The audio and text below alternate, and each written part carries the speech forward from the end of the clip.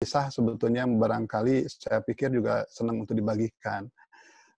Ada kisah yang menarik ketika waktu itu saya, waktu anak saya masih kecil, waktu itu usia anak saya kelas 3 SD barangkali atau kelas 1 saya lupa. Jadi ini rumah saya itu di daerah di Bandung.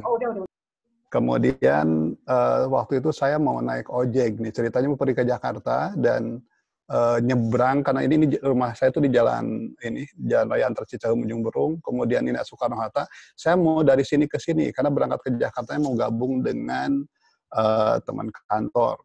Kemudian saya cari ojek, kemudian tukang ojek itu nawarkannya 25.000, saya pikir mahal banget gitu ya. Dan kemudian udah saya jalan dengan anak saya. Akhirnya ada tukang ojek nyamperin saya dan pakaiannya tuh pakai jaketnya kayak preman gitu. Tiba-tiba muter berhenti depan saya. Dia bilang, "Den, badan naik ojek." Kata. Saya bilang, ya, saya bilang mau kemana? Ke Soekarno-Hatta. Tapi mampir, saya bilang di sekolah anak saya, which is lokasinya di antara rumah saya dan Jalan Soekarno-Hatta tadi di tengah-tengahnya. Terus, "Mangga Den," katanya. Kemudian saya nanya, "Berapa Kang?" Dia bilang, "Terserah Aden dah." Aduh, saya bilang, "Jangan gitu dong." Nah, saya pikir kalau 2 step itu sekitar 5.000-an, kali 2, 10.000. Kemudian saya bilang, 10.000 ya? "Mangga Den," katanya gitu. Naiklah ceritanya, singkat cerita. Tahu-tahu di perjalanan dia nanya, "Den, gimana kabarnya Ibu? Gimana kabarnya Bapak?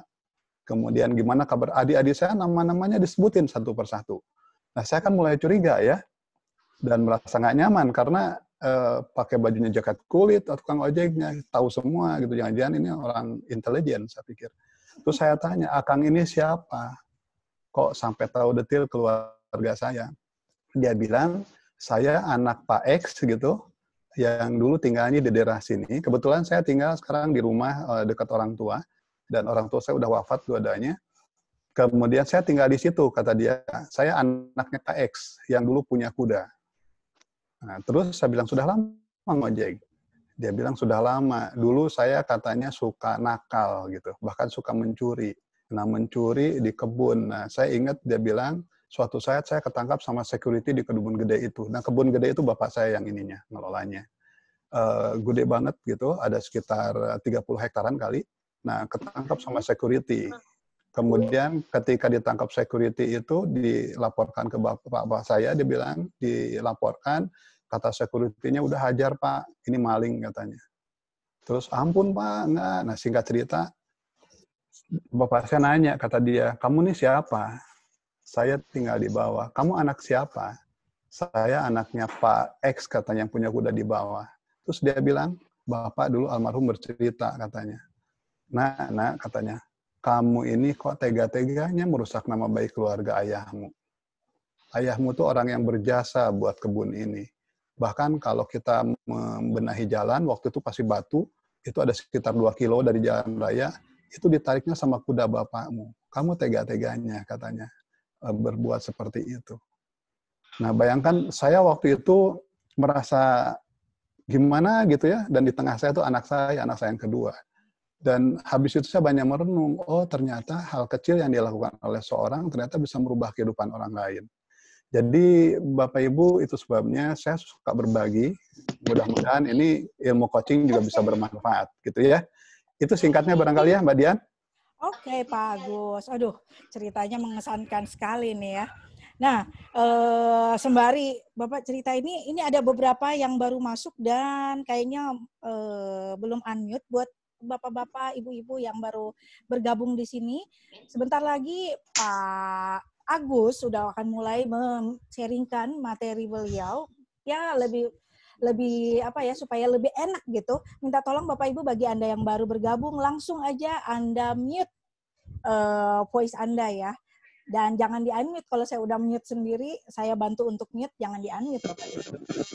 Nah, tuh. Boleh minta bantuannya ada beberapa rekan-rekan karena kalau Anda tidak mute yang terjadi adalah nih, ada storing di beberapa suara Bapak Ibu. Oke, baik. Pak Agus, boleh dong Pak Agus? Udah aman nih kayaknya. Jadi, Oke. yuk Pak Agus, kita udah penasaran nih dengan apa yang Bapak pengen sharingkan. Kalau tadi sih udah dengar ceritanya ya, bagaimana sebuah kisah itu bisa benar-benar mempengaruhi hidup Bapak juga, kemudian berkaitan dengan apa yang kemudian Bapak kerjakan juga sekarang gitu ya. So, boleh Pak Agus? Oke, baik Bapak Ibu.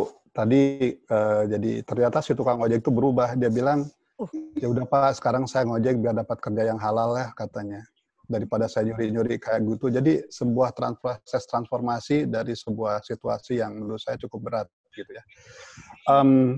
Bapak Ibu, tujuan dari sesi ini, sharing ini, mohon maaf ini dalam bahasa Inggris sebagian, tapi insya Allah saya jelaskan sebaik-baik mungkin dalam bahasa Indonesia. Objektifnya adalah untuk mengenalkan konsep coaching, dasar tentunya, dan tools simple yang bisa dipakai untuk keseharian. Nah, sekarang saya mau bertanya dulu, what is coaching? Apa sih coaching itu kalau diwakili dalam satu kata? Kalau boleh saya ingin memperlihatkan hasilnya seperti apa. Tadi Bapak Ibu sudah memperlihatkannya, sudah mengisi survei, dan inilah hasil yang Bapak Ibu sampaikan. Boleh saya lihatkannya? Yes. Oh. Sudah nampak? Coaching in one word. Apa coaching in one word? Kalau diwakili dalam satu kata, what is coaching? Ternyata ada yang menjawab, yang paling banyak. Jadi ini yang fontnya paling besar itu adalah yang di hit-nya paling banyak. Ada yang bilang learning, membimbing, pendampingan, pembimbingan, empowering, pembinaan, Indonesia, ada juga Indonesia ya. Guidance, empowerment, lead, guiding, bina karir, memberdayakan, meaningful, teaching, catching, influence, share, supervision, dan sebagainya ya. Mohon maaf nggak saya bacakan satu persatu. Ini menurut Bapak Ibu. Nah nanti kita akan coba lihat apa sih coaching itu. Saya akan kembali lagi ke screen yang tadi.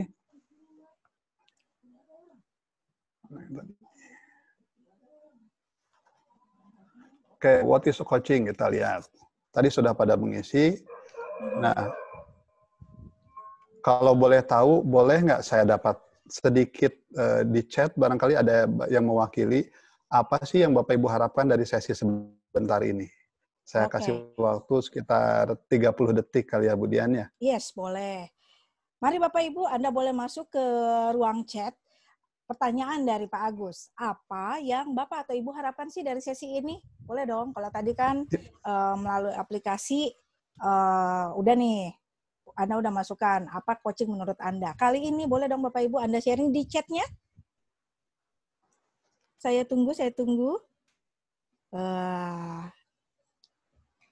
Wis, ada macam-macam nih, ada banyak banget yang mulai masuk. Saya coba bacain ya Pak ya. Boleh Bu Dian. Yang udah masuk ya.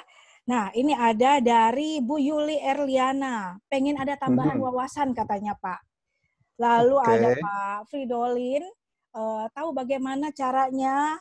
Nah, ini saking banyaknya langsung pada naik semua nih tulisannya. Tahu bagaimana caranya coaching yang efektif. Lalu dari Pak Martin Charlie, bisa mengcoaching diri dan orang lain. Oh, pintar mengcoaching diri sendiri gitu ya maksudnya ya. Nanti mungkin Pak Agus bisa merespon gitu ya, apakah yang diharapkan ini memang bisa terjadi atau tidak. Dari Pak Egi harapannya bisa membedakan kapan kita coaching, kapan kita konseling. Yes, wah, menarik Pak banget. Egi, Menarik banget. Pak Egi ini motivator nih, Pak Egi ini. Pak Egi ini salah satu pembicara kita loh nanti ya. Tunggu tanggal mainnya beliau. Dan beliau salah satu motivator yang banyak berkecimpung di bidang pendidikan. So, nantikan. Oke, lalu Buka Rolin dari SMP YPK ini dari Fakfak, Pak. Pengen dapat sesuatu yang dahsyat gitu. Jauh sekali dari Fakfak ya. Betul. Nah, ini sedikit banyak dari orang yang sudah menchat di sini. Ada banyak banget nih yang sudah menchat. Ada juga dari mahasiswa semester akhir yang mencoba mencari wawasan baru. Mempersiapkan diri ya Pak. Begitu masuk ke dunia kerja mungkin. Jadi terus gimana caranya itu bisa mereka pakai nanti. Terima kasih. Sudah kebayang ya, paling tidak mudah-mudahan itu mewakili Bapak Ibu semua. Dan mari kita coba kembali lagi. Bapak Ibu, tadi sudah ada harapannya, ada yang ingin dapat wawasan, cara coaching dan sebagainya. Dan sebelum kita mulai, mari kita sama-sama berdoa dulu untuk kita semua ya, karena situasi kita kan sedang menghadapi musibah ya, COVID. Jadi mudah-mudahan semuanya diberi kekuatan, yang bertugas juga diberi kekuatan, kesehatan, dan mudah-mudahan ini cepat berlalu. Dan yang lebih utama tentunya kita bisa mengambil pelajaran dari kejadian ini ya. Oke, boleh kita lanjut ya? Boleh Pak, silahkan. Tadi sudah, nah apa yang akan kita bahas, nanti akan sepintas, apa sih coaching itu, kemudian siapa yang memerlukan coaching ini, tentunya Bapak Ibu masih bertanya-tanya sebagian, dan kenapa sih kita perlu coaching? Nah, kemudian yang keempat, bagaimana caranya gitu ya. Mudah-mudahan kita sempat praktek nih kalau waktunya cukup. Nah, saya akan mulai dengan sebuah kisah. Jadi kita masuk ke sesi pertama, what is coaching? Ada kisah menarik, ini kisah nyata yang dialami oleh seorang yang sangat hebat gitu, dan beliau yang menjadi aktor dalam kejadian ini. Jadi kisahnya adalah ada sebuah penyanderaan di rumah sakit. Dan coba bisa kita bayangkan, kalau kita mendengar kata penyanderaan, berapa lama kira-kira waktu yang diperlukan untuk menanganinya. Kemudian yang kedua, seberapa banyak sumber daya yang diperlukan. Pasukannya, timnya. Kemudian yang ketiga, berapa biaya yang diperlukan. Ada yang bisa sharing berapa ini barangkali? Kebayang ya? Kalau kita lihat nonton di televisi dan sebagainya. Nah, Bapak Ibu, apa yang terjadi? Ternyata petugas security saat itu ada komandannya dan ada anak buahnya tentunya banyak. Dan yang menarik, komandannya memilih salah seorang anak buahnya yang namanya George. Kemudian si George ini sebetulnya yang masih sangat, kalau dibilang mungkin masih junior. Kalau sekarang barangkali generasi milenial gitu ya. Yang masih sangat muda, yang barangkali juga pengalamannya juga masih belum begitu lama. Dan apa yang dikatakan komandannya? George, gimana kalau kamu yang nanganin ini, katanya. Nah, si George sebagai anak muda tentunya kebayang ya situasi menghadapi seperti itu. Namun karena dia orang yang hebat, apa yang dia lakukan siap gitu. Nah, apa yang terjadi? Dia kemudian memasuki ruangan penyanderaan tadi, dan kemudian George memulai sebuah dialog. Apa yang dikatakan George pertama? Dia bilang, Sam, saya yakin mereka karena di negara barat itu database-nya lengkap ya, jadi namanya sudah ketahuan siapa yang menyanderanya itu. Dia bilang, Sam itu adalah si penyanderanya ini, what do you want? Apa sih yang kamu mau, Sam? Gitu. Habis itu, apa yang kamu perlukan? Lantas si Sam-nya bilang, I will kill everybody here, katanya. Saya akan bunuh semua orang di sini termasuk kamu.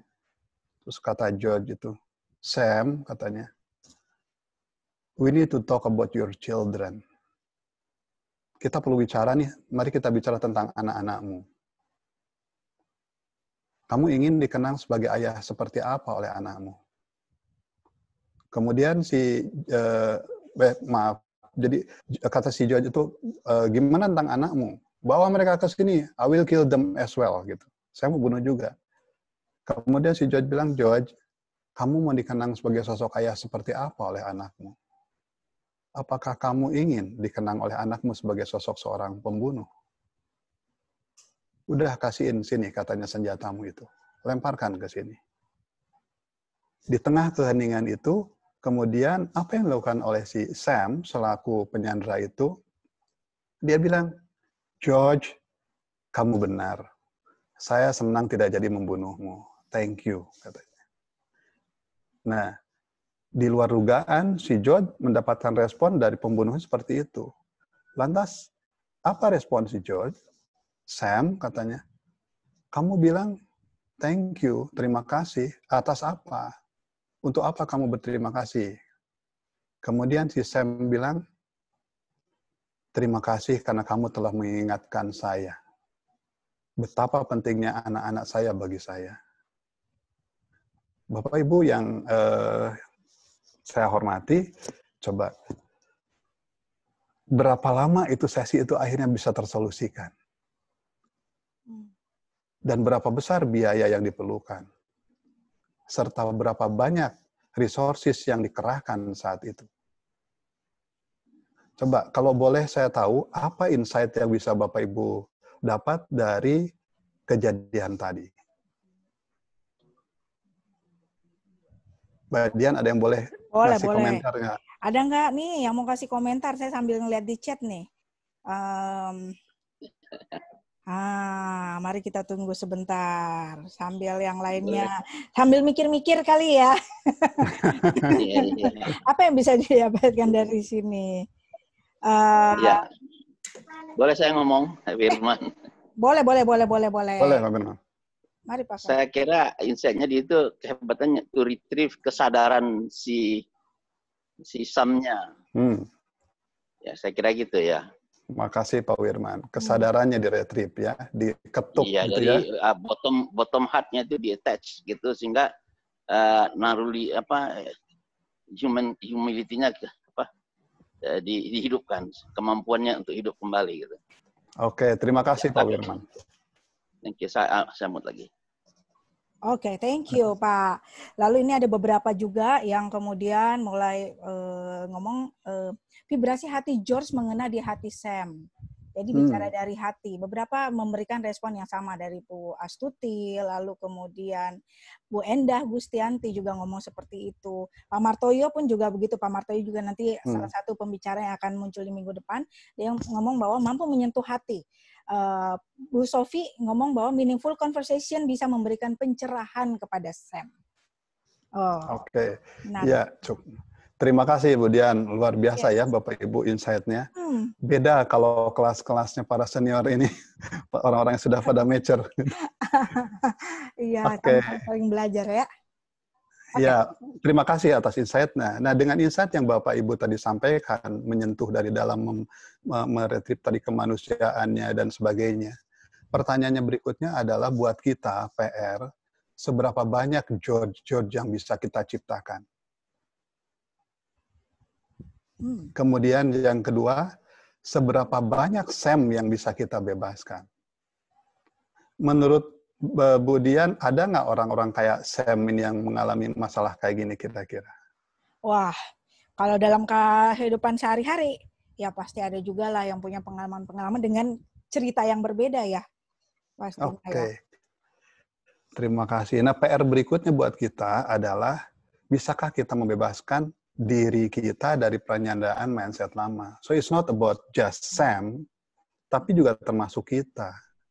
Karena saya nggak tahu, tapi saya meyakini bahwa yang ada di benak Bapak Ibu ketika ditanya berapa sih biaya yang diperlukan, berapa resources, berapa waktu yang diperlukan untuk menangani kasus tadi, saya yakin kebayangnya sebuah situasi yang sangat kompleks gitu.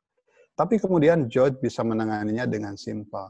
Nah, inilah yang akan kita bahas nanti. Apa sih rahasianya gitu ya, yang membuat George bisa menangani seperti itu. Oke, boleh kita lanjut ya? Boleh. Nah, so what is coaching? Apa sih coaching itu? Bapak Ibu, terminologi coaching ini awalnya, tadi Bapak Ibu sudah menyebutkan ya, ada pembinaan, bimbingan, dan sebagainya, ada training, dan sebagainya.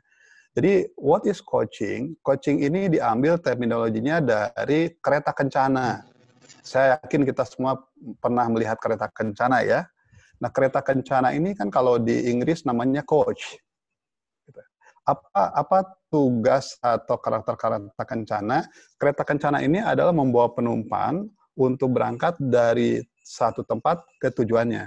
Jadi si tugas kereta kencana ini adalah mengantarkan penumpang untuk menuju mencapai tujuannya, mimpinya, dan sebagainya. Jadi itulah awal mula sejarah cerita tentang coach. Dan kalau kita lihat, ini si arah arah coach-nya maju ke sana sama dengan arah duduk umumnya penumpangnya ada yang ngadep ke sana, walaupun sebagian coach ada yang dua harap. Nah, coach ini diambil tadi dari terminologi di Inggris ya. Kalau saya ingat dulu waktu saya sekolah di sana, bahkan ini di legenda ini di kemudian dikenang sekarang namanya dijadikan nama stasiun ya.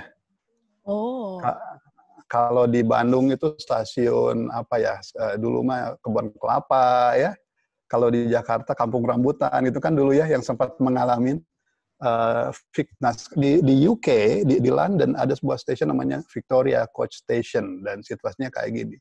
Jadi coach di sana sekarang dipakai sebutan untuk bis. Kalau di state di Amerika namanya Greyhound biasanya ya. Oke. Nah, kalau sekarang dalam terminologi kita, konteks kita, apa sih coaching itu? Nah, coaching ini menurut definisi ada banyak tentunya karena setiap orang berhak untuk membuat definisi tentang apapun di dunia ini. Dan saya ambil ini dari referensi dari ICF. ICF ini adalah International Coach Federation, sebuah komunitas yang terdiri dari para kumpulan di sekolah-sekolah coaching gitu ya yang ada di dunia.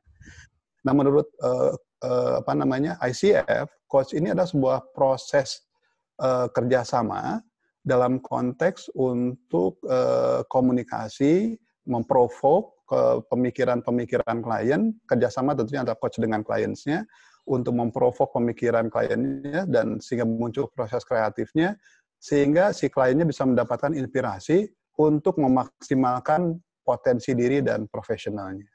Itu menurut ICF. Sedangkan satu lagi yang ini definisi yang cukup terkenal dari John Whittemore. John Whittemore ini seorang coach yang senior juga. Dia bilang coaching ini adalah proses membuka potensi untuk melejitkan potensi orang untuk melejitkan potensinya. Dan coaching ini membantu orang lain belajar tapi bukan dengan mengajarinya. Ini menarik nih. Jadi membantu orang belajar to help clients learn without teaching them. Itu Bapak Ibu. Nah, sebelum dilanjut, siapa tuh ada pertanyaan dulu nih. Ada yang pengen tanya nggak, Bapak Ibu? Ini menarik ya yang bagian terakhir ya. Bagaimana caranya kita memberikan coaching, tapi jangan sampai orang itu berkesan kayak lagi diguruin gitu ya Pak ya? Yes. Ini yang jadi tantangan nih, karena buat kita kadang-kadang waktu melakukan coaching, lebih senang bukan coaching kayaknya ya. Kita lebih senang ngomong apa yang harus kamu lakukan. Nah, ini yang menarik kan kemarin di sesi pertama Pak Martin bercerita tuh Pak Martin ya, bahwa ada anak yang kemudian teriak ke gurunya. Pak Martin masih ingat tuh saya ceritanya, Pak Guru kapan sekolah masuk katanya, karena orang tua saya ternyata tidak sebagus Pak Guru gitu, mungkin dalam konteks cara berkomunikasinya gitu ya, sehingga dia malah lebih betah di sekolah. Ini baik. Itu dia. Oh, Pak, ini udah ada pertanyaan nih, Pak. Boleh. Dari Pak Martoyo, samakah nge-coaching anak sendiri dan tim di kantor? Nah, nge-coaching anak sendiri secara teoritis bisa. Namun memang tantangannya lebih berat. Jadi gitu. agak karena prosesnya kurang lebih sama atau tidak sama? Kalau proses sama, tapi dituntut keahlian kita sebagai seorang coach untuk bisa lebih piawai. Karena nanti kita bahas apa sebabnya. Iya, gitu kenapa ya gitu ya. Lalu ada satu lagi nih pertanyaan. Apa sih beda coaching dengan mentoring? Ini pertanyaan dari Bu Aguslina. Hai Bu Aguslina. Terima kasih Bu Aguslina. Itu memang kalau pertanyaan peserta yang hebat-hebat tuh mengajak kita untuk ke next slide gitu ya. Boleh kita lanjut dulu ya. Boleh lanjut aja. Jadi sabar ya Bu. Ya, jadi sabarlah ya. Jadi Bapak Ibu, seperti halnya kita berkebun ya.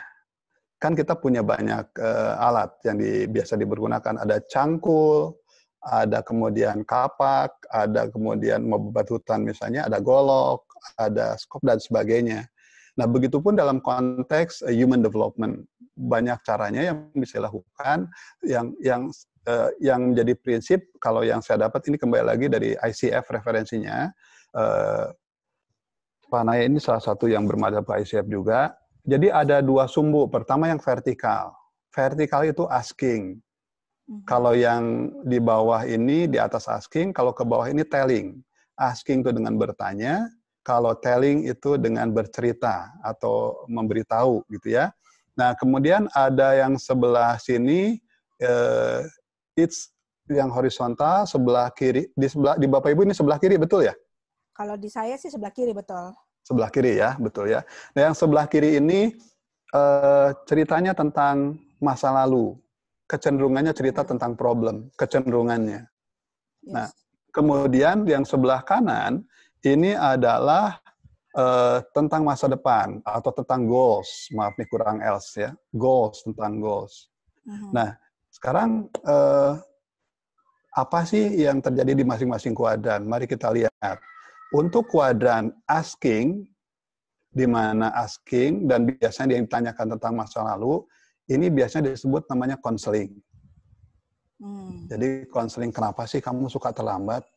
Kenapa kamu tidak disiplin? Ya, kan keterlambatan disiplin itu adalah something yang sudah terjadi. Nah, itu ditanya dan itu cenderung terkait masa lalu dan problem. Kenapa sih kamu terlambat? Karena kalau nggak masalah mungkin nggak ditanyain ya. Nah, interogasi. Nah, kemudian yang kedua, telling about the past. Jadi itu advising. Advising itu menasihati sesuatu yang sebetulnya sudah terjadi. Kemudian training juga sebagian ada mengatakan di sini, sebagian ada mengatakan di kanan. Nah, apa yang... Oh, ini ada yang baru masuk. Harus di-mute. Oke. Hai, Ibu. Boleh minta tolong di-mute buat yang baru masuk. Oke, nggak apa-apa Pak, sambil saya mencari orangnya. Boleh Pak? Dilanjutkan saja. Yes. Selamat bergabung Ibu yang baru masuk. Oke. Nah, sekarang kita lanjut. Oh. Wait. Halo. Buat ibu-ibu Kica. Oke, Bapak Ibu, saya ini dulu ya, saya unmute, lalu kemudian saya mute all. Bentar. Oke, silakan Pak. Bentar Pak Agus. Sorry. Bentar Pak Agus. Saya harus mengunmute Pak Agus. Oke. Lanjut ya. Silakan Pak Agus, yes. Oke, sekarang apa yang terjadi dengan apa yang kalau seandainya approach-nya atau pendekatannya telling dan ke depan fokusnya itu directing. Kamu contohnya misalnya kalau atasan ke bawahan, kamu harus mengerjakan ini. Atau kalau orang tua ke anak, kamu harus sekolah dan sebagainya. Berangkat sekarang. Nah, kemudian yang kedua adalah mentoring. Apa itu mentoring? Mentoring ini biasanya orang yang untuk membimbing orang lain karena dia punya keahlian. Nah, bagaimana dengan coaching? Coaching itu posisinya ada di sini, yaitu teknik untuk mengembangkan orang, dan caranya adalah asking about the future, bertanya tentang masa depan. Itu ya. Mudah-mudahan Bu Mer tadi sudah kejawab ya Bu ya, apa bedanya coaching dan mentoring. Oke, sekarang kita lanjut.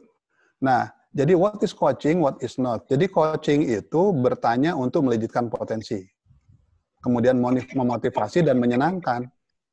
Kalau kita di-coach sama seorang coach yang sudah memiliki kemampuan dan sudah punya kapasitas itu, asik biasanya. Bahkan orang ketagihan.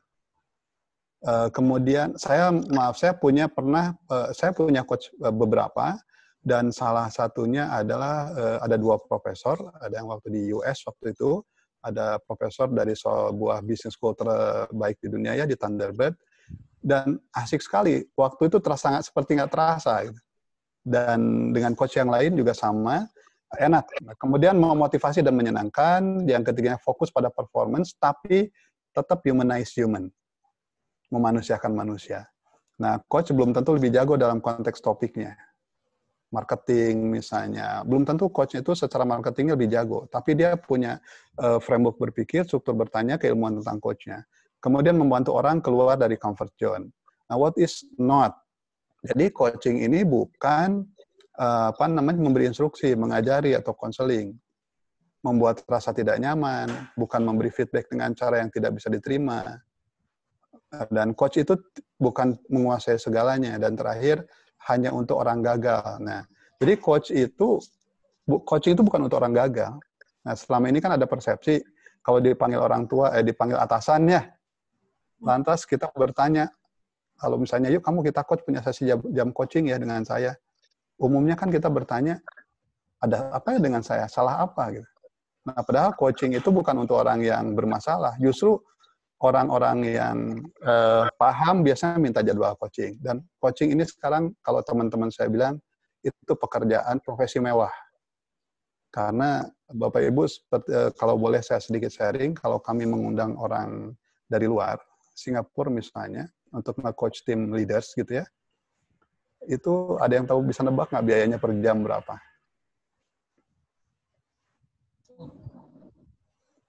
Ada yang bisa nebak? Mau angkat tangan?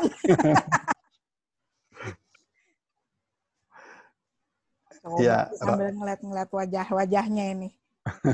Pada nggak berani nebak kali ya? Nggak berani ya. Saking tinggi kayaknya ya.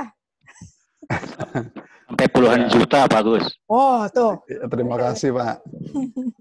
Ya, average-nya kalau Singapura 3.000 sampai 4.000 dolar per jam lah. Sing dollars ya, per jamnya.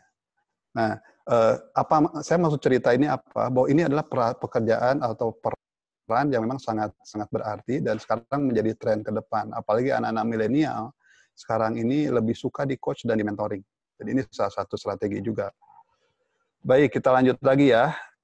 Nah, sekarang pertanyaannya, siapa sih yang memerlukan coaching? Ayo, siapa nih yang memerlukan coaching? Boleh dijawab di chat, Bapak Ibu. Oh, ini semua orang. Semua orang. Semua orang. Orang nggak pernah sempurna. Dia nggak bisa lihat belakangnya. Oke, Pak Wirman, terima kasih. Betul, Pak Wirman. Jadi, Bapak Ibu, boleh nggak saya tanya? Ini saya ngambil yang ekstrim ya. Bapak Ibu ada yang kenal ini siapa? Mari kita lihat. Bill Gates ya. Bill Gates ini adalah foundernya Microsoft, orang terkaya di dunia. Beberapa tahun dia bertahan sebagai orang terkaya di dunia. Naik turun kadang rankingnya 1, 2, 3, 1, 2, 3. Yang kedua, Eric Schmidt. Ada yang kenal nggak Eric Schmidt? Eric Schmidt ini mantan CEO-nya, mantan Chief Executive Officer-nya Google. Saya yakin kita semua pernah dan ketergantungan sama Google ya. Nah, mari kita dengarkan apa kata mereka berdua tentang coaching ini. Mari kita simak. Oh, oke. Sudah di-share kah?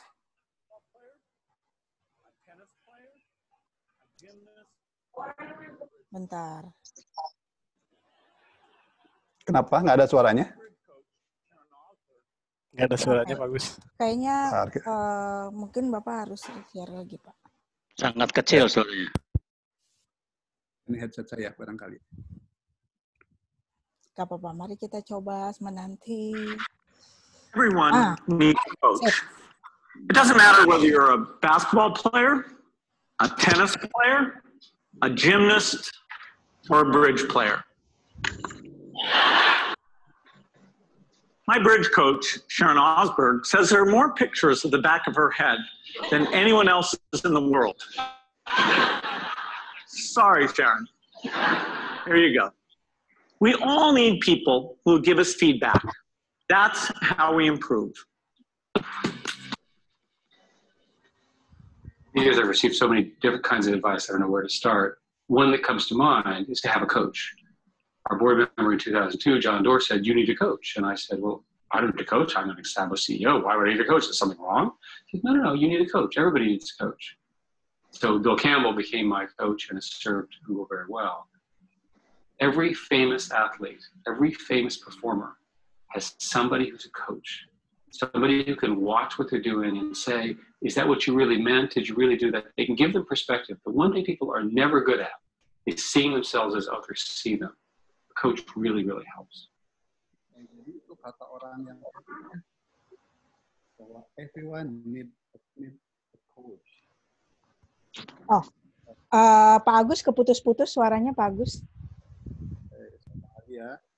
Oke. Mungkin harus pakai earphone-nya lagi. Yes. Oke. Oke, boleh diulang lagi Pak Agus kalimat terakhirnya bahwa everyone. Ya, jadi mereka orang hebat ya. Oh, masih hilang suaranya Pak.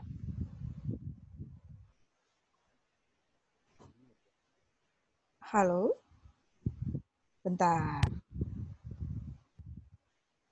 Gimana sekarang? Oke, sudah. Good. Oke, Pak. Oke. Jadi siapa sih, kurang hebat apa sih Bill Gates dan Eric Schmidt ya? Orang yang punya Microsoft dan Google. Nah, kata dia apa? Setiap orang memerlukan coach.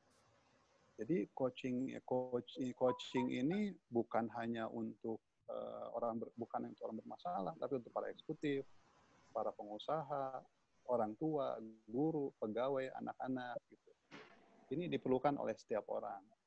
Dan bahkan saya pernah menarik, ini ada pengalaman, ini barangkali ada ibu-ibu mutiara bunda juga di Bandung ya. Ada anak yang autis gitu juga di coach tuh asik rupanya. Waktu itu mau lulus, mau ujian SMA. Dan kita coach, saya dikabarin oleh pembimbingnya tuh, ada Bu Mira, dia bilang, Pak Agus, dia katanya masuk ITB, diterima. Jadi luar biasa, jadi bukan hanya untuk orang biasa ya.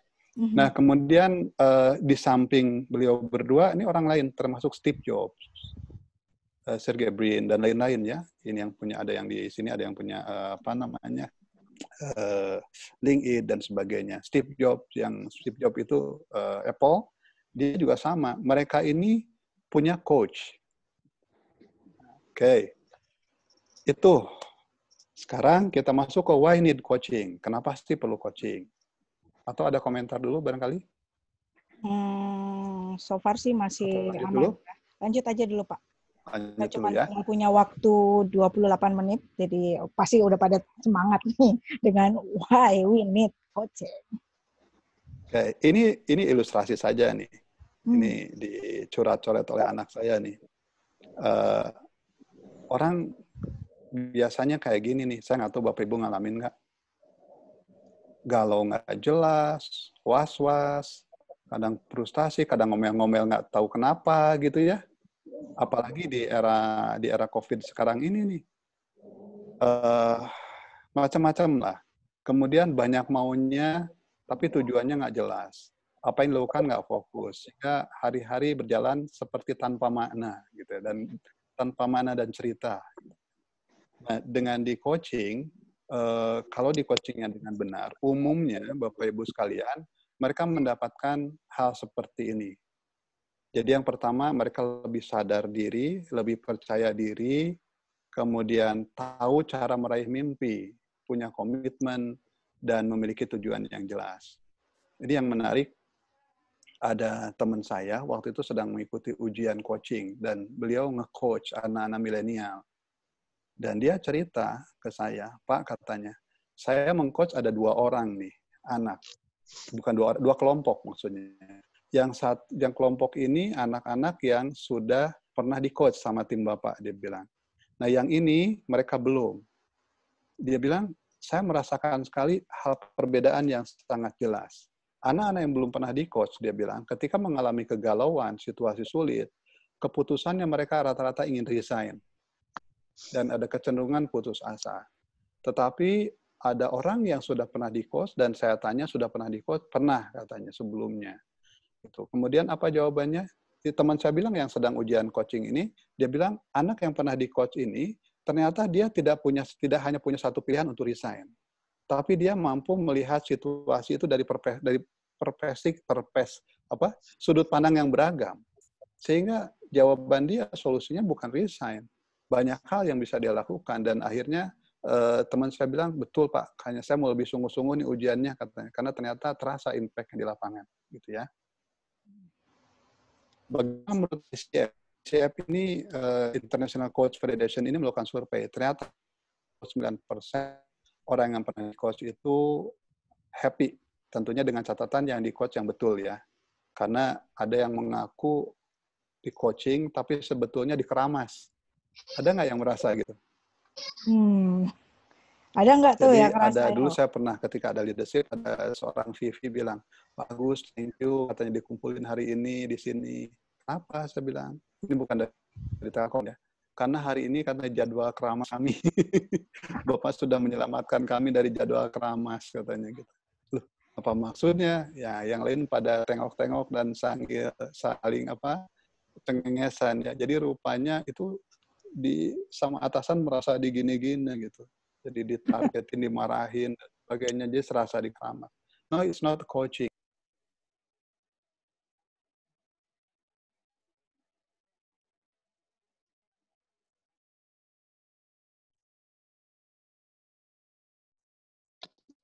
Pak Agus, suaranya hilang, Pak Agus.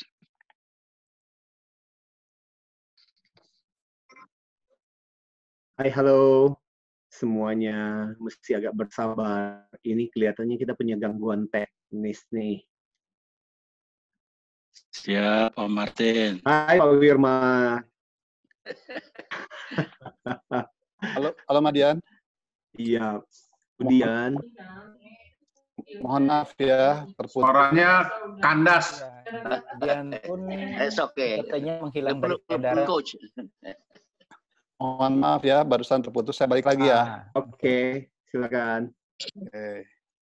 Jadi kita meng-coach di banyak tempat, dan ini beberapa yang kita ini di sebuah perusahaan, di anak perusahaan kami di grup dengan tim. Kita tanya apa sih sebelum coaching? Mereka bilang saya nggak ngerti tentang Telkom Group sama sekali. Masih banyak rekan kerja saya belum kenal. Saya orangnya introvert. Saya tidak tahu personal strength dan potensi diri. Apa yang terjadi setelah di coach? Dia bilang, asik Pak, katanya kami sudah saling mengenal akrab, jadi tahu values dan potensi untuk bersama-sama maksimalkan perusahaannya. Saya mulai mengenal kekuatan potensi diri, menjadi tahu tentang values perusahaan, jadi momen pertama dapat masukan dari teman-teman, dan baru kali ini dapat pelatihan yang sangat beda. Jadi kita bikin grup coaching waktu itu, dan yang menarik banyak menangis gitu ya. Menangis bukan karena sedih, tapi karena menyadari dirinya. Nah, Bapak Ibu, kenapa perlu coaching? Ini ada kisah menarik nih. Jadi ini ceritanya tentang sebuah kuda atau seekor kuda liar ya. Dulu awal cerita kayak gini nih, Erikson bercerita seperti ini. Jadi ketika dia waktu barangkali kita SMA ya, sedang bermain di lahan pertanian ayahnya bersama adik-adiknya, dia melihat ada seekor kuda liar yang tanpa kebingungan gitu. Kebingungan datang, kemudian minum di lahan pertanian ayahnya itu, tempat kudanya itu, kemudian seperti tanpa kebingungan. Nah, Milton Erickson waktu itu kemudian mendatangi dia, dan kemudian berusaha mendekati dia, naik ke tempat meminum air tadi, kemudian mencoba dia mancal. Apa mancal itu ya, Pak Martin? Menunggangi. Menunggangi. Oke. Ya, oh ya? Right. Oke. Bukan mencelat ya, beda ya dengan mencelat ya. Nendang. Oke. Oh, jadi mancal. Iya, makasih. Jadi naik ke punggung kuda itu dengan hati-hati, walaupun diingetin sama adik-adiknya. Dan ketika naik, kemudian si kuda tadi diusap-usap surainya. Diusap-usap surainya sama dia. Kemudian apa yang dilakukan? Kakinya tuh digini-gini. Nah. Jadi di atas tangannya mengusap surainya, rambutnya, ya di bawah kemudian tek-tek, gitu, ditendang. Nah, setelah itu kuda itu maju sampai jalan beberapa lama, kemudian dia terkesan bingung lagi, diam lagi. Sama Erickson diusap lagi, kemudian di kakinya tek-tek lagi, maju lagi, gitu ya. Sampai akhirnya, setelah ada yang mengatakan 4 miles, ada yang mengatakan 4 jam, kemudian tibalah di sebuah ladang pertanian. Dan surprise, ada petani di situ, begitu kuda tadi datang ke situ ditunggangi oleh Milton Erickson itu, si petani tadi kaget. Katanya, kamu dari mana tahu ke sini? Karena terus si Erickson bilang, saya nggak tahu. Ini kuda saya, kata dia, sudah hilang beberapa lama. Kemudian, apa yang kamu lakukan? Kau bisa mengantarnya ke sini? kata Erikson, saya nggak tahu, katanya ini punya, kalau bahasa kita barangkali ini punya bapak di sini. Saya hanya membawanya ke sini. Terus, apa yang dilakukan? Dia bilang, saya hanya mengusap-ngusap surainya, kemudian kaki saya tuh perutnya ditek-tek gitu ya. Dan akhirnya saya sampai ke sini. Dan itu barangkali saya baru kenal sekarang. Kenapa kok kalau sepatu koboi itu pakai bintang ya? Ada yang ingat? Iya. Dulu. Betul. Sepatu koboi pakai bintang. Barangkali itu biar kudanya bisa kenceng gitu ya, dipukul-pukulin ke perutnya. Nah, jadi menarik bahwa ternyata si kuda yang bingung tadi bisa balik ke rumahnya, ke kandangnya, ke pemiliknya, hanya dengan diusap-usap dan ditek-tek gitu. Dan Milton Erickson tidak tahu alamatnya itu sendiri gitu. Apa esensi yang bisa diambil dari sini? Bahwa kuda itu punya potensi. Nah, saya tidak bermaksud membandingkan cerita ini dengan manusia, tapi kuda saja seperti itu. Manusia yang diciptakan dalam bentuk yang sempurna gitu, punya kelebihan yang lebih hebat. Nah, sehingga Erickson punya prinsip. Balik lagi ke sini, George. Nanti kita balik ke Erickson lagi ya. Masih ingat tadi George? George kata, what about you, George? Gimana kalau kamu yang ini? Ternyata setelah itu,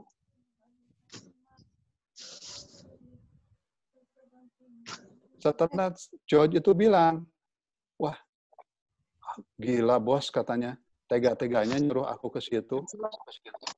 Aku bisa terbunuh loh bos. Nah, kemudian apa yang dikatakan oleh komandannya? Tapi George katanya, kamu orang yang paling tepat. Aku pernah ngelihat kamu melakukan hal yang sulit dan berhasil. Dan saya meyakini, kamu yakini, kamu bisa melakukannya. Jadi Bapak Ibu, apa yang ada di benak atasannya terhadap George, jadi dia trust. Dan George diperlakukan sebagai profesional, bukan sebagai junior. Jadi modal utama dalam coaching itu adalah trust. Kita harus punya mindset bahwa everyone is okay. Jadi basic mindset menurut Erickson bahwa setiap orang tuh oke kok, gitu ya. Kemudian setiap orang punya niat baik, walaupun sekarang ada yang nampak terkesan bandel gitu ya, pada saat harusnya ada pembatasan gitu, orang malah masih pada pergi. Menurut Bapak Ibu punya niat baik nggak dia? Halo Mbak Dian, masih kedengaran kah? Masih. Tadi ada punya. Ada ya? Punya. Apa niat baiknya, Pak? Jadi niat baiknya adalah dia barangkali masih memerlukan nafkah, cari nafkah ya. Cuman dia pilihannya terbatas, sehingga itu yang dia lakukan dan di mata kita, di persepsi kita itu sebagai bukan sesuatu yang positif gitu, karena berpotensi misalnya menjadi carrier dan sebagainya. Kemudian yang ketiga, everyone pasti ngambil keputusan terbaik, at least saat itu dengan situasi, dengan informasi yang dia miliki.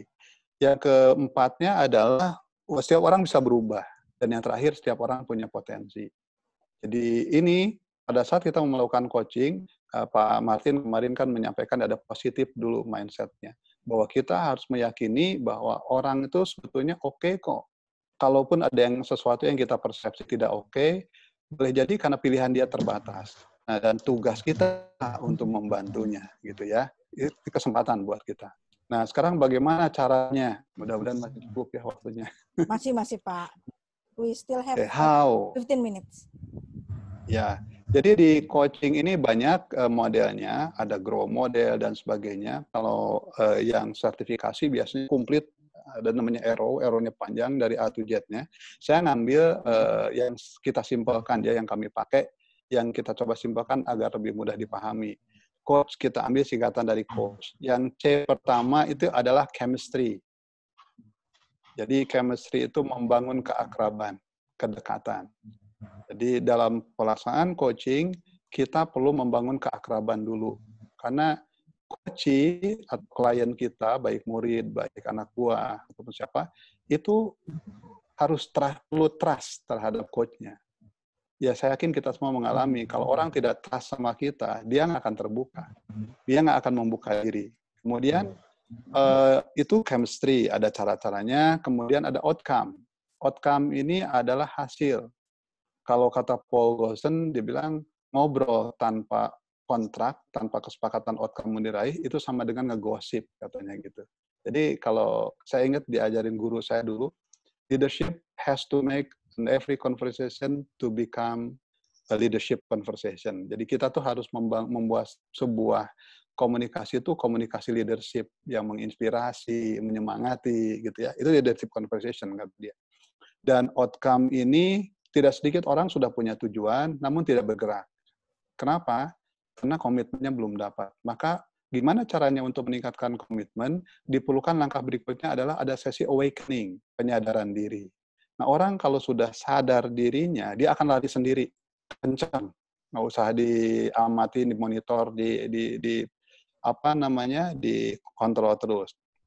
Dan setelah itu, setelah komitmennya muncul, langkah berikutnya adalah kita ajak mereka kreativitasnya keluar. Memikirkan opsi-opsi, langkah-langkah, cara-cara apa yang bisa mereka lakukan dalam rangka mengejar outcome ini. Dan terakhir, kita harus menguatin dia. Ada happiness. Happiness itu nanti ditanya, apa sih manfaatnya dari sesi ini, dan sebagainya. Itu akan lebih menguatkan keyakinan dia, sehingga meningkatkan awakening atau kesadaran diri, dan akhirnya lari sendiri. Jadi coaching ini, kenapa sebut coach model Arrow? Jadi coach model itu, ya coach, ini coach model. Arrow itu adalah anak panah ya, kayak gambar ini. Jadi langkah-langkahnya, tahapan-tahapannya. Dan kalau ini dilakukan dengan baik, dengan benar, rata-rata orang itu terinspirasi. Dan bahkan kalau nge-coachnya betul, asik, maka tidak sedikit coachnya itu yang menangis, walaupun hanya setengah jam, gitu ya. Walaupun 45 menit. Dan setelah menangis itu, menangis bukan menangis sedih, tapi menangis kebahagiaan. Oke, namun kembali lagi, coaching ini banyak. Levelnya, banyak caranya. Ada yang hanya sekedar performance coaching, jadi hanya untuk mengejar performance.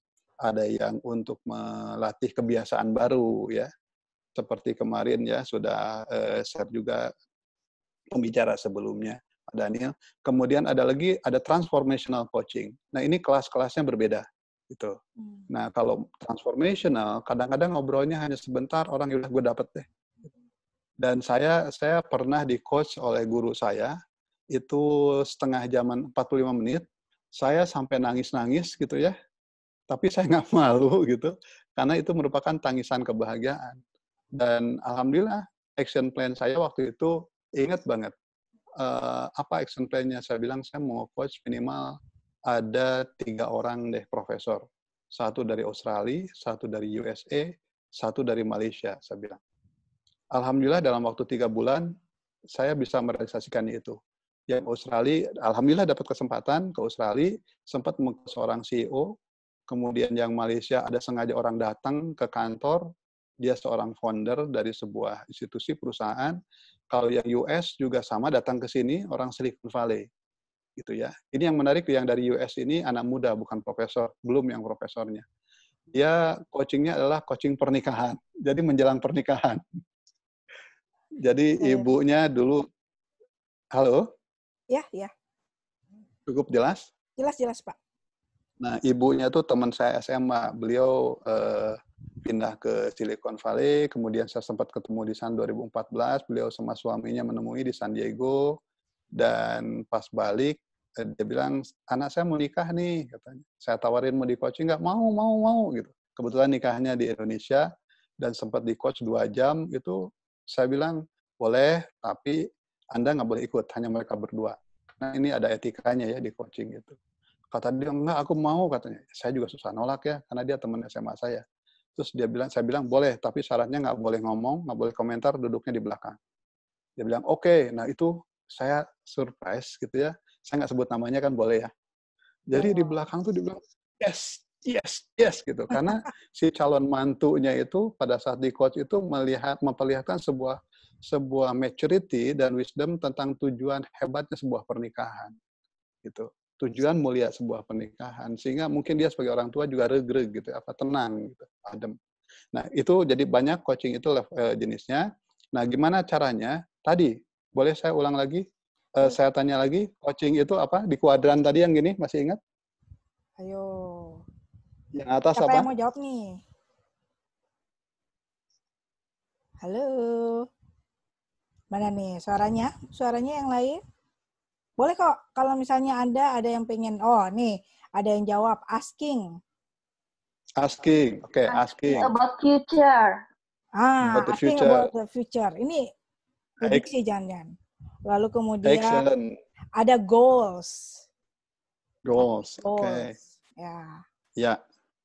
Ini Terima beberapa kasih. yang muncul Asking. ya. Ya, asking goals ya. Nah, kuncinya asking. Sehingga di chemistry, pertama kita masuk ke chemistry, kita coba caranya ya, bagaimana. Sayang prakteknya nggak cukup banyak. Chemistry, biasanya chemistry itu membangun kedekatan. Ini teorinya sudah pada tahu ya, bagaimana membangun rapport kalau orang-orang NLP itu. Kalau di ini bagaimana kita membangun kedekatan dengan macam-macam senyuman, dengan sapaan. Dan ini saya ngasih contohnya dengan pertanyaan. Contohnya, halo, apa kabar? Gitu ya. Gimana kabar hari ini? Gitu kan? Dan sebagainya.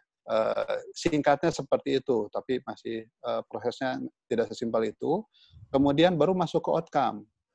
Outcome pertanyaannya adalah, karena ini terkait dengan tujuan yang ingin diraih, ingat tadi coach itu adalah kereta kencana, kan biasanya si kusir itu nanya, kita mau kemana? Nah, maka dalam konteks coaching ini, pertanyaan untuk outcome adalah, what do you want? Apa sih yang Anda mau dari percakapan ini? Agenda yang mungkin kita bahas apa? Anda maunya seperti apa? Gitu ya. Oke. Habis itu kemudian ketika si kliennya sudah nanya, atau sudah menjawab, atau istilahnya klien di sini coachee biasanya sebutnya pakai E ya. Kalau coach itu adalah kitanya sebagai coach. Kalau klien ini biasanya namanya coachee. Coach yang ada di sini ditambah E2 di belakang. Nah, coachee-nya nanti setelah menjawab ini, kemudian ditanya, kenapa sih hal tersebut penting buat Anda? Atau apa pentingnya tujuan tadi buat Anda? Kemudian habis itu, ini biasanya proses di sini sendiri bisa 15 menit, bisa setengah jam, tergantung. Yang di sini biasanya cukup lama. Kemudian baru setelah itu, untuk meraih tujuan tadi, apa yang bisa Anda lakukan? Cerita-cerita, udah gitu nanti langkah apa yang konkretnya melakukan. Dan terakhir, happiness. Gitu. Ini, arrow-nya. Sementara itu ada yang mau tanya, udah kejawab belum ya tadi pertanyaannya how to-nya? Sementara itu dulu. Sementara itu dulu ya Pak. Kalau ngomongin soal bertanya, ada beberapa pertanyaan nih yang saya masih ingat. Yang pertama, pertanyaan kalau ngomongin soal kembali ke di bagian awal, apakah coach yang diistilahkan di sini itu bisa disamakan dengan coach di bidang olahraga? Itu yang pertama. Lalu kemudian ada lagi yang bertanya, soft skill apa sih yang harus dimiliki oleh seorang yang akan meng-coaching anak buahnya di sebuah perusahaan? Ini pertanyaan dari Bu Lisbeth. Itu yang kedua. Oke.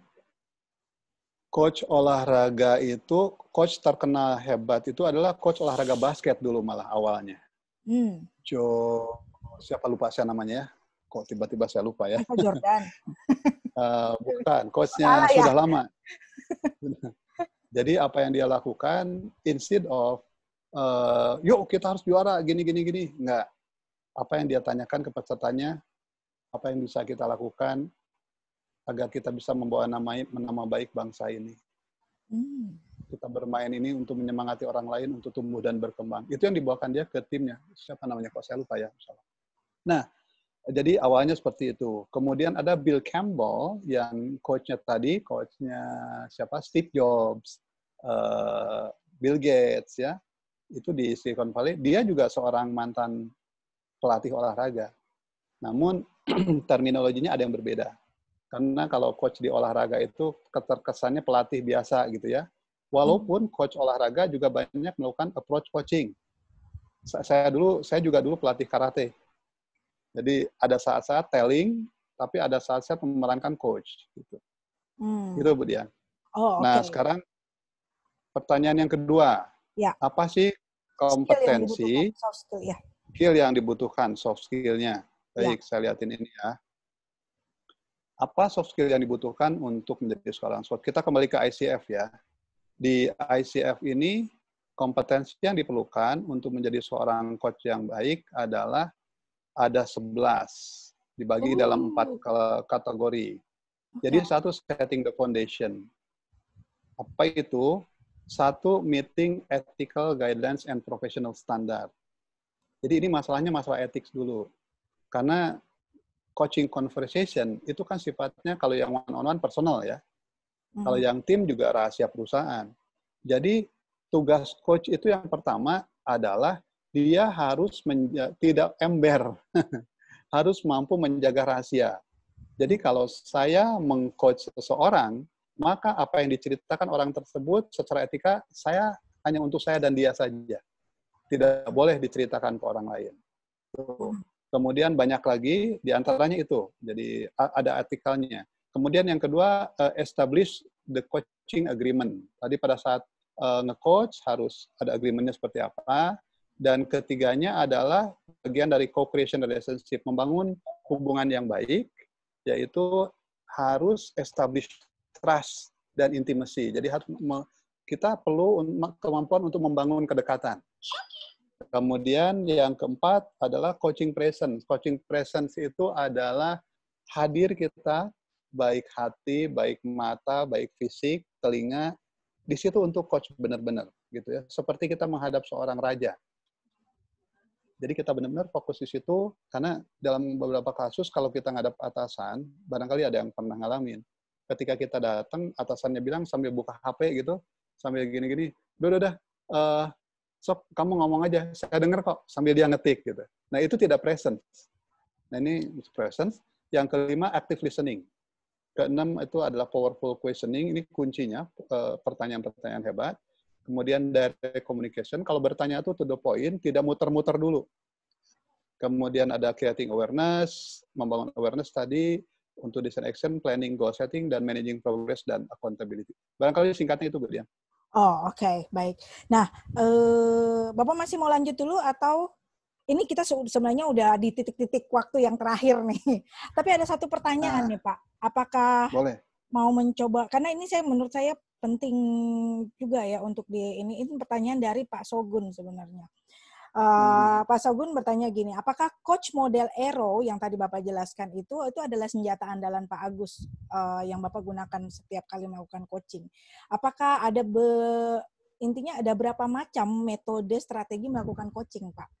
Lalu di mana belajar dari awal dan sertifikasi coaching?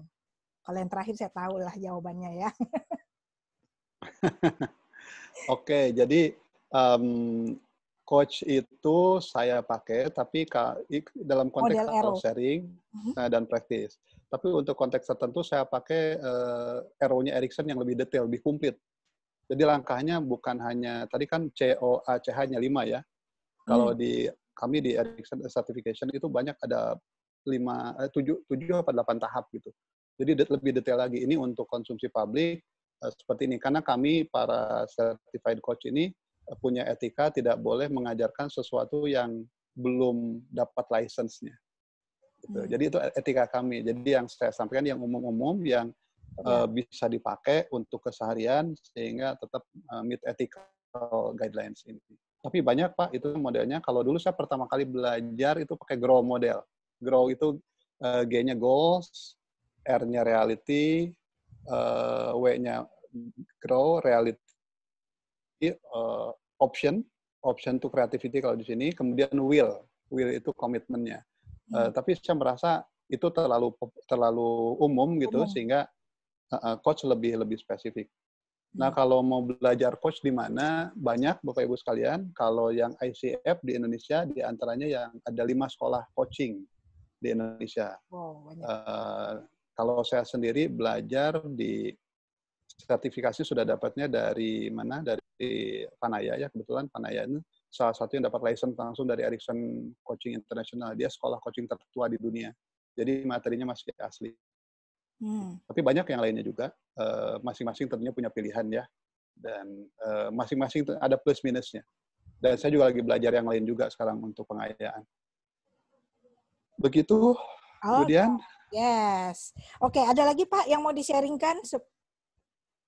Kita masih saya tadinya mau ngajak praktek ya, masih tapi ada waktu Pak, saya lupa. Kita kan tadi terlambat 15 menit. Jadi actually we still have time 15 minutes. Kalau monggo Pak, karena itu juga deket sama waktu sholat ya. Jadi kayaknya masih. Ya, Bapak Ibu mau praktek nggak sebentar? Ada yang mau nanti praktek? jawabannya bisa. Langsung dijawab sama Pak Egi. Ayo praktek. Wah, Pak Egi ini Pak Egi mah pakarnya itu Pak Egi ya, motivator unggul ini. Baik, Bapak Ibu, kita coba ya sedikit. Karena ini tadinya saya mau demo, jadi ada satu orang pick up, tapi karena 15 menit khawatir nggak cukup. Tapi paling tidak silahkan Bapak Ibu renungkan. Saya punya beberapa pertanyaan yang nanti silahkan malam direnungkan, dijawab sendiri, dan kemudian bisa dirasakan. Oke. Mari kita lihat. Ini modalnya generik, dan toolsnya di coaching itu untuk beda kasus, toolsnya beda ya, format pertanyaannya. Ini pertanyaan yang umum. Bapak Ibu silahkan menuliskan apa sih yang ingin Bapak, sudah pada pegang pulpen kah? Pakai HP juga boleh. Ya, mari Bapak Ibu, bagi Anda yang dekatnya ada ballpoint, silakan Anda kemudian bisa nulis di kertas dan nggak punya kertas tulis di tangan. Kalau enggak, kalau enggak, yang punya HP di HP boleh. Betul. Kayak saya di handphone. Coba Okay. apa sih yang ingin apa hal yang ingin Bapak Ibu raih, yang ingin di-achieve, target yang ingin diraih dalam waktu terserah. Misalnya dalam waktu 3 bulan ini saya ingin A, B, C, A gitu. When itu kapan ya? Tadinya saya mau mengunci 3 bulan, tapi khawatir Bapak Ibu ada yang punya lebih, silahkan aja. Apa sih yang ingin Bapak Ibu raih dalam 3 bulan ke depan?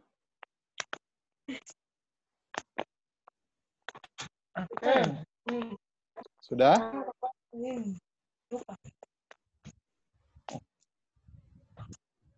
Ini mohon maaf saya cepat ya, karena biasanya untuk jawab pertanyaan ini kadang ada yang 5 menit, 10 menit gitu. Oh ya, it's okay Pak. Nah sekarang ada yang sudah dapat belum? Kalau sudah boleh diketik dong. Nah, boleh ya, ketik di chat. Siapa? Ada yang oh belum. Ini karena pada sibuk nulis kayaknya di note-nya masing-masing. Jadi belum pada menchat langsung. Ayo Bapak Ibu, bagi Anda yang Pak Egi yang minta dari tadi untuk katanya dalam 3 bulan ini saya mau traveling. Setelah itu ya, setelah urusan ini selesai kali ya maksudnya. Mau traveling Pak Egi ya, 3 bulan ya. Oke Pak Egi, boleh di unmute nggak Pak Egi? Biar kita lebih ini sedikit sebentar aja. Oke. Pak Egi, boleh Pak Egi? Pak Egi boleh unmute. Jadi bisa interaksi. Halo Pak Egi. Halo Pak Egi. Dengar suara saya. Nah, sudah. Silahkan. Ya. Pak Egi luar biasa. Pak Egi boleh disebutkan lagi tadi. Oh, oke. Minta tolong di luar dari Pak Egi jangan di itu ya, jangan di ada suara ibu-ibu yang nggak sengaja mungkin. Oke, silakan Pak Egi. Iya. Dalam waktu 3 bulan setelah pandemi ini berakhir ya, ya saya pengen ngajak keluarga jalan-jalan karena kayaknya sudah mulai bosen hampir 1 bulan ini di rumah. Oke. Boleh spesifik jalan-jalannya kemana, Pak? Oh, yang pasti tujuan utama ke yang terdekat dulu lah, ke Bali dulu ya. Ke Bali ya. Oke. Ini mohon maaf saya nggak lebih detail ya pertanyaannya ya. Pak Egi, jadi Pak Egi ingin jalan-jalan 3 bulan setelah COVID selesai, ingin ngajak jalan-jalan keluarga ke Bali ya. Oke. Pak Egi, boleh nggak saya tanya berikutnya? Kalau seberapa jauh energi yang Pak Egi miliki saat mengatakan saya ingin pergi ngajak keluarga ke Bali? Kalau dari 1 sampai 10 nih, kalau 1 tuh nggak pede banget gitu ya. Kalau di atas itu 2 apa 3 biasa-biasa aja. Kalau 10 itu ya saya komit benar, saya bersemangat. Sekarang ini udah kerasa banget di dada ini. Boleh 10 dong Pak, 10. Kalau belum 11. 11 ya? Oke. Maksimalnya 10 Kalau Pak boleh Egy. 11 ya. Oke, 10 lah Pak, 10. Ya. Oke, kita cek. Pak Egy boleh jawab pertanyaan berikutnya nggak? Ya, boleh. Nah, saya lewatin dulu ya ini. Ini adalah pertanyaan berikutnya. Sesu. Bagaimana tahu kalau Pak Egy sudah tercapai apa yang diinginkan tadi? Apa ukurannya? Bagaimana tahu kalau sudah tercapai? Ya, ukurannya apa? Dalam pengertian apa nih Pak, maksudnya Pak? Kan Pak Egy tadi mau ngajak jalan-jalan keluarga ke Bali 3 bulan setelah COVID ini selesai. How do you know kalau itu udah achieve? Oh iya. Ukuran keberhasilannya apa ya? Ukuran keberhasilannya. Kan ini belum terjadi ya Pak ya? Seandainya terjadi, apa ukurannya? Ya. Oh, seandainya terjadi, ukurannya apa ya? Kalau ukurannya lebih kepada di ini sih Pak, di apa ya? Di gestur tubuh. Kalau misalnya kita bisa bahagia, kita bisa jalan-jalan bareng-bareng sama keluarga gitu ya. Itu mungkin Pak yang bisa saya jawab. Apalagi? Lebih semangat untuk lebih semangat. Lebih semangat lagi di kegiatan sehari-hari. Lebih bersyukur. Siap. Oke, tentunya Bapak sudah melaksanakan perjalanannya dulu gitu ya. Maaf saya potong. Ukuran pertamanya itu. Yang barusan berikutnya ya. Oke, mohon maaf ini saya karena waktu singkat saya bukan pure coaching nih Pak. Oke, sekarang berikutnya lagi. Kenapa sih untuk mengajak jalan-jalan keluarga ke Bali 3 bulan setelah ini tuh penting buat Bapak? Penting untuk menambah apa ya, bisa dibilang nih kan baterai mulai lowbat nih, baterai ininya ya, baterai apa namanya, kebahagiaan ya, mulai jenuh gitu ya, karena setiap hari hanya ada di rumah gitu. Jadi rasa-rasanya perlu juga untuk menambah, mengecas baterai kebahagiaan. Oke, saya hanya segitu dulu ya Pak ya, pertanyaannya nggak diperpanjang lagi. Nah, pertanyaan berikutnya, kalau itu terjadi, baterai sudah tercharge lagi, keluarga sudah terajak, siapa saja yang akan dapat manfaat? Yang dapat manfaatnya pasti kami sekeluarga dan juga tentu orang-orang di sekitar kami. Boleh tahu siapa orang-orang di sekitar itu? Ya, seperti teman-teman sahabat saya, sahabat istri saya, teman-teman anak saya, keluarga besar saya. Oke, apa yang mereka dapatkan? Yang bisa mereka seolah-olah juga, mereka juga seolah-olah ikut merasakan kebahagiaan yang kami rasakan. Oke. Pak, apa artinya buat Bapak kalau itu sudah tercapai? Buat saya pribadi,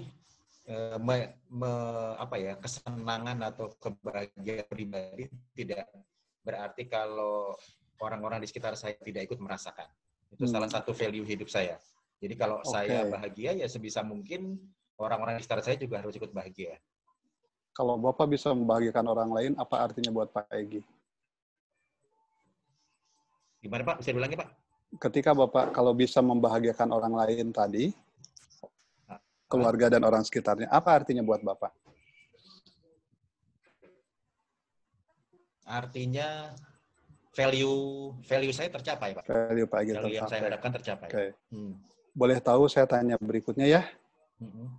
Bapak memang punya mimpi ingin dikenang menjadi sosok seperti apa ya Pak Egy? Sampai kok mau ngajak keluarga sehingga bukan hanya keluarga yang dapat manfaat, teman-teman anak-anak, teman keluarga jadi bahagia, dan Bapak ingin mewujudkan nilai-nilai Bapak. Kalau boleh tahu, apa sih emang Bapak ingin jadi sosok seperti apa sih, Pak? Saya seringkali menceritakan seperti ini, Coach. Jadi, saya ingin seperti lilin. Lilin yang dinyalakan, yang lama-lama lilin ini akan habis. Nah, suatu saat ketika lilin itu habis dan mati, itu sama juga seperti diri saya. Jadi, ketika saya masih bisa bernafas, saya masih bisa berkarya, saya ibarat kata saya masih bisa menyalakan api itu, memberikan api itu ke lingkungan sekitar saya. Dan ketika saya memang sudah selesai, tugas saya di dunia, maka orang akan bisa melihat lelehan-lelehan lilin tersebut yang masih bersisa. Itu adalah harapan saya. Oke, jadi Pak Eki ingin mengajak keluarga jalan-jalan, penting karena ingin recharge tadi ya. Iya. Kemudian siapa yang dapat manfaat keluarga, kemudian teman-teman keluarga, teman-teman anak-anak dan sebagainya. Kenapa itu penting? Karena Bapak ingin mewujudkan personal values Bapak. Dan tadi Bapak ingin jadi sosok, sebetulnya ingin menjadi sosok seperti lilin yang mampu menebarkan kebaikan. Walaupun lilinnya udah nggak ada, lelehannya tetap menebar ke yang lain-lain gitu ya. Betul sekali.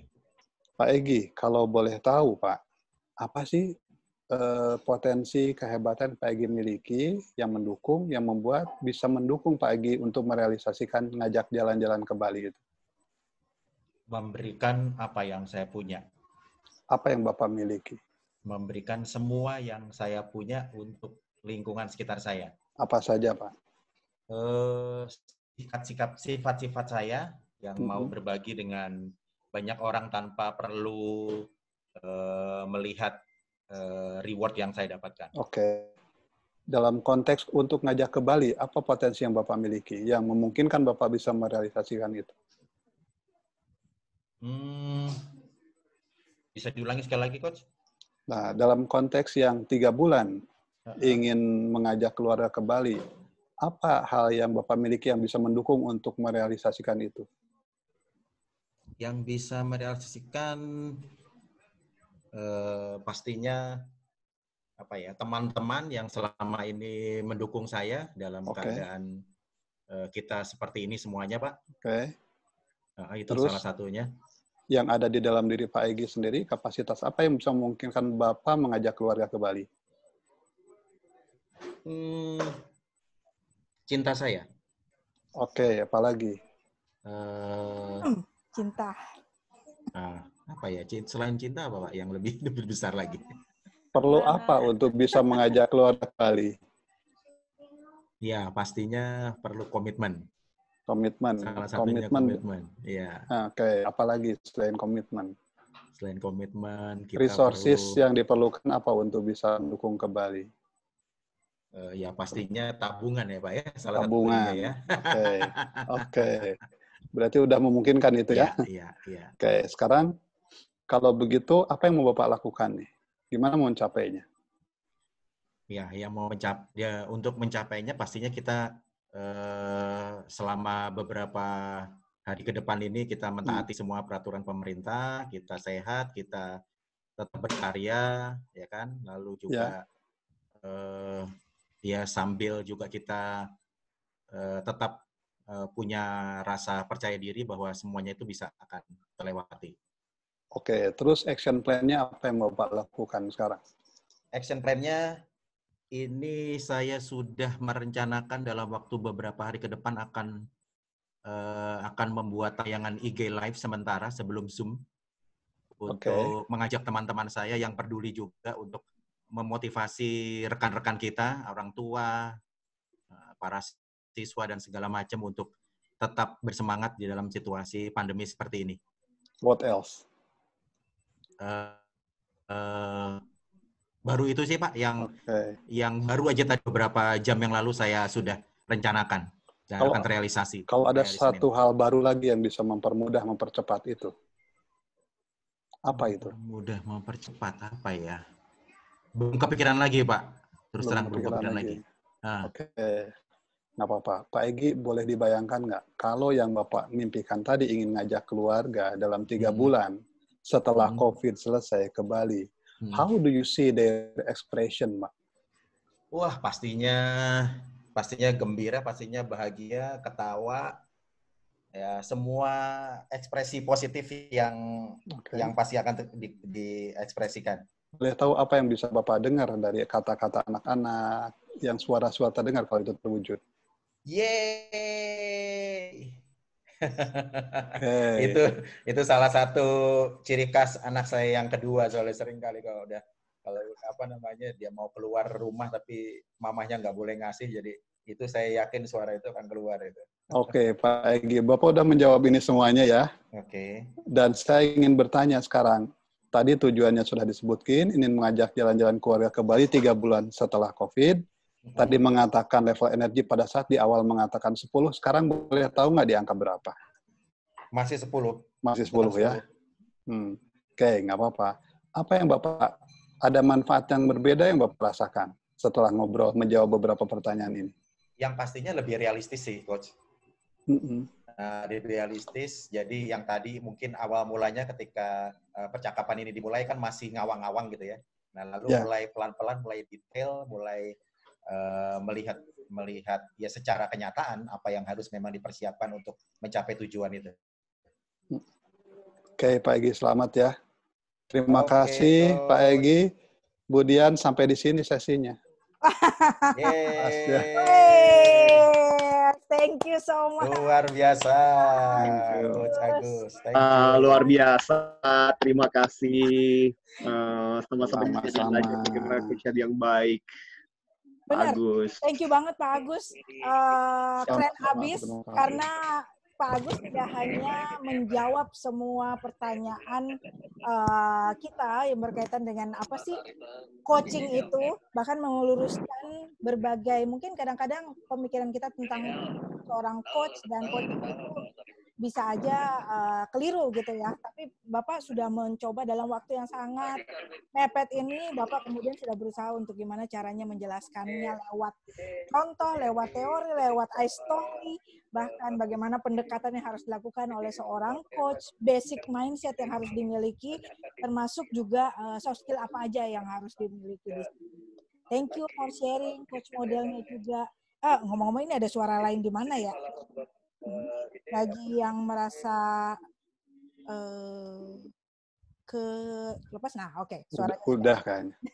So, terima kasih dan ditutup dengan sangat bagus dengan praktek yang dibuat gitu ya. Dan dicontohkan ke Pak Egy. Itu keren banget. Dan Bapak Ibu, buat saya sendiri, saya tuh punya tantangan kalau sudah harus melakukan yang namanya coaching, apalagi dengan sistem yang coach gitu ya. Dan ini saya bisa belajar, saya pribadi bisa belajar banyak di sini. Nggak tahu, Pak Martin mau berkomentar sedikit kali? Iya. Baik teman-teman, karena waktunya tadi kita mulainya agak terlambat, sehingga sekarang sampai 45 menit. Jam 5.45. Tapi keren banget, memanglah kalau expertnya udah bicara, pasti kita bisa mendapatkan sesuatu ya rekan-rekannya. Dan Pak Agus ini saya kenal, beliau sudah memang tidak diragukan lagi jam terbangnya. Dan Mas Egy sharingnya tadi juga bagus. Saya jadi saya sempat merasa di dada saya gitu tersentuh. Saya pikir itu ide yang luar biasa. Memang banyak kita mengalami situasi seperti ini. Tapi Bapak Ibu sekalian, kalau saya boleh menyimpulkan dari pembelajaran kita ini, sekali lagi, banyak yang berpikir bahwa konteks coach itu hanya di dalam konteks perusahaan, atasan dengan bawahan. Tapi kebayang nggak sih Bapak Ibu sekalian kalau kita pada kesempatan sore hari ini mendengarkan pemaparan dari Pak Agus yang begitu luar biasa, itu juga bisa kita lakukan di rumah kok. Bayangkan kita sebagai orang tua belajar dari 4 sisi itu. Kebiasaan kita adalah langsung kemudian entah mungkin bertanya tadi, kamu masalahmu apa sih? Kok gitu nggak mau belajar? 1. Bertanya tapi punya masalah. Atau kasih tahu, telling tapi problem. Kamu nggak tahu. Kamu tahu nggak? Masalahmu adalah kamu tuh malas gitu. Telling tapi masalah. Atau asking ke depan, kamu mau jadi apa? Mau jadi tukang kuli bangunan dengan belajar. Asking tapi telling tapi bicara mengenai masa depan. Tapi yang luar biasa adalah ketika kita bisa bertanya baik-baik, dan tadi Pak Agus sebenarnya kalau kita implementasikan, coba deh, ayah atau bunda mau tanya dengan cara mengajar seperti kamu, yuk kita ngobrol aja. Apa akibatnya yang bakal terjadi? Dan saya pikir banyak dialog yang sebenarnya kita bisa bangun dengan cara pendekatan coach ini.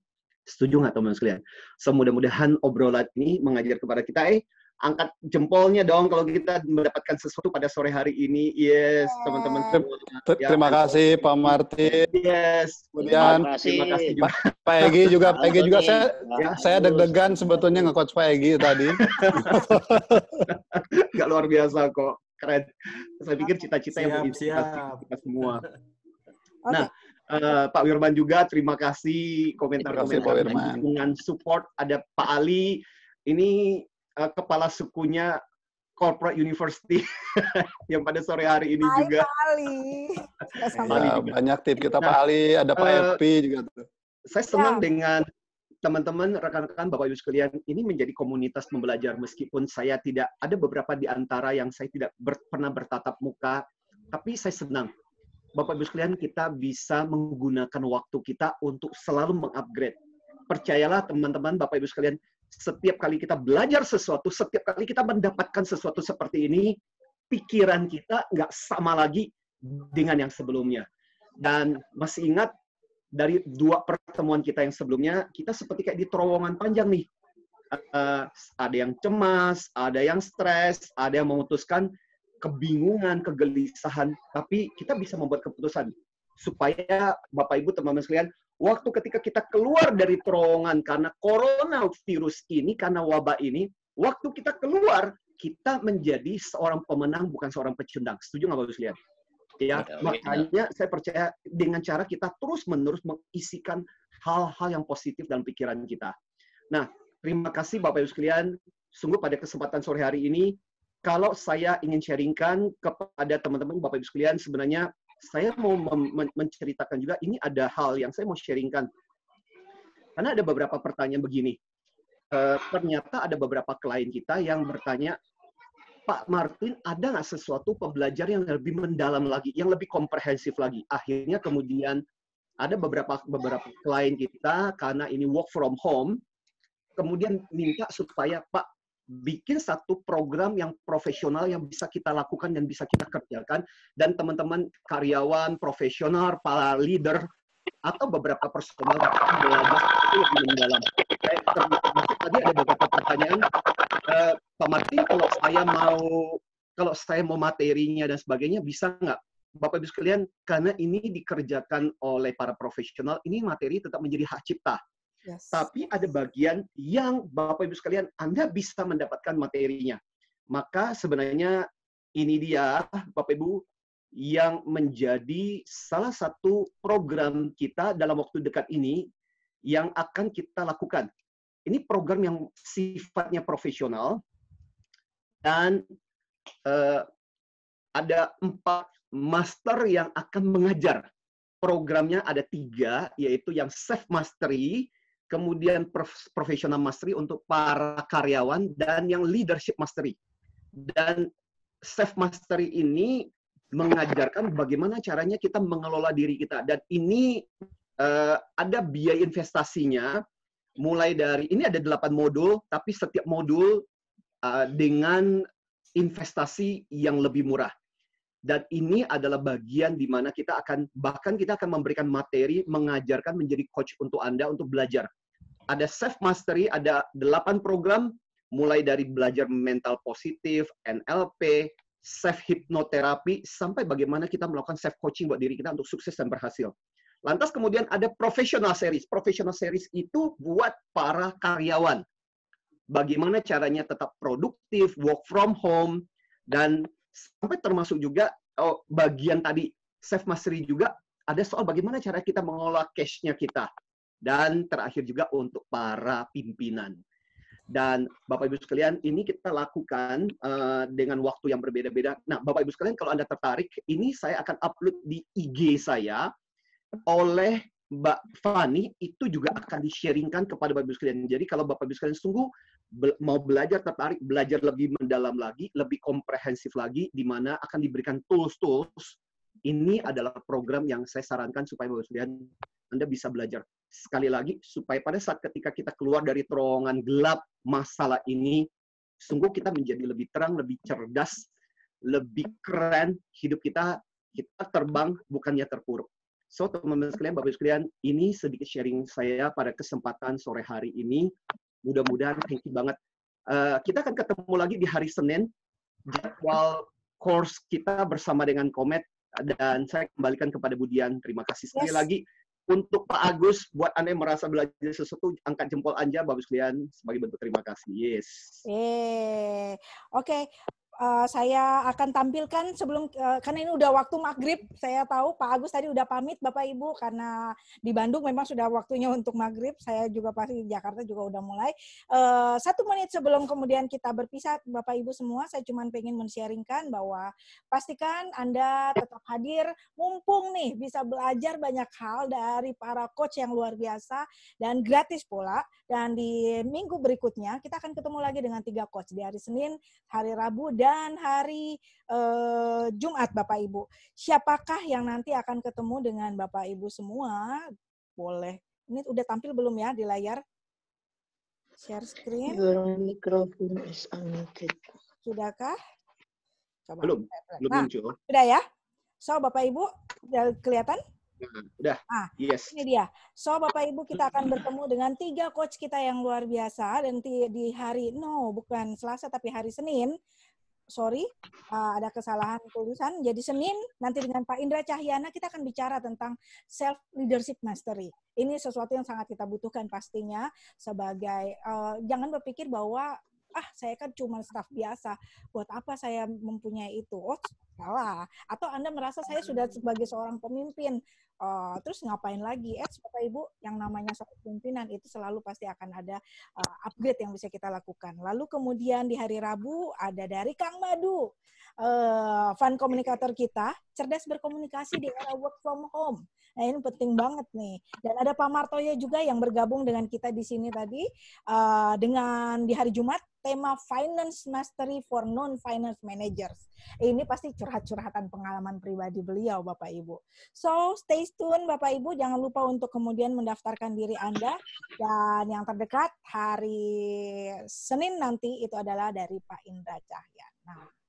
Oke, Bapak Ibu, thank you so much untuk kehadiran semuanya, dan terima kasih Pak Martin. Yes, terima kasih semuanya. Jangan kapok. Thank you. Budian, makasih Budian. Australia, Pak Kesna yang khusus untuk mendengarkan kita. Terima kasih banget. Terima kasih semuanya. Thank you semuanya, dan sampai ketemu di hari Senin nanti. Thank you. Sampai ketemu lagi semuanya. Makasih Budian, makasih. Sampai ketemu lagi di hari Senin. Pak Martin, makasih. Sama-sama semuanya. Yes, bye. Bye, thank you so much. Hatur nuhun. Iya, Pak Martin. Yes. Bagi yang membutuhkan siarannya, Anda nanti di YouTube ya.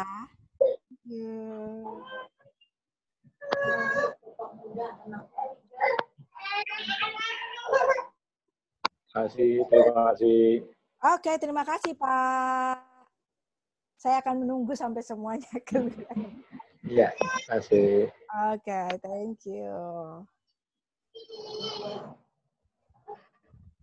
Bye Pak Henry Chandra, makasih. Yang paling antusias tuh dari hari Senin. Ini Oppo F11 Pak, saya juga tahu Bapak selalu hadir, cuman saya nggak ngerti namanya. Maaf. Thank you semua. Okay. Pak Vijay ya, Pak Vijay. Oh, Pak Vijay. Okay, iya, ingat dulu pernah ikut IQ. Iya makanya saya iya. dari Hariom Taylor, penjahit Hariom di Pasar Baru. Iya, benar Pak. Familiar banget wajahnya Bapak. Cuman saya selalu Thank you. Ya, Pak. Bapak malah ingat saya. Apa-apa. Thank you Pak, antusiasnya. Thanks Dian. Sukses ya untuk Anda ya. Yes, sukses juga Pak hari Senin ya. Oke, dan demikian saya leave dulu semuanya. Saya end meeting ya. Sampai ketemu hari Senin. Bye. Bye. Sukses semua. Sukses juga.